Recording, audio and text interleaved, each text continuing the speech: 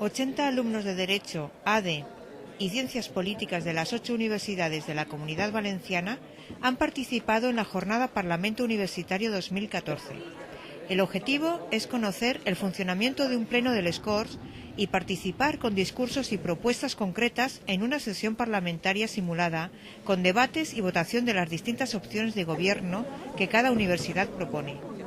Las universidades representadas han sido Cardenal Herrera CEU, Universidad Politécnica de Valencia, Universidad Miguel Hernández, Universidad Europea de Valencia, Universidad de Alicante, Universitat de Valencia, Universitat Jaume I y la Universidad Católica de Valencia.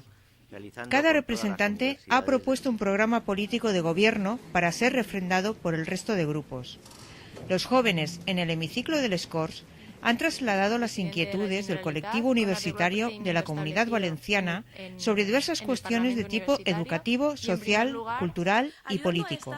Los universitarios también han dejado patente su inquietud por el empleo y han apostado de forma unánime por el impulso de las energías renovables. El hemiciclo del SCORS ha sido el foro donde los jóvenes valencianos han tenido voz y voto.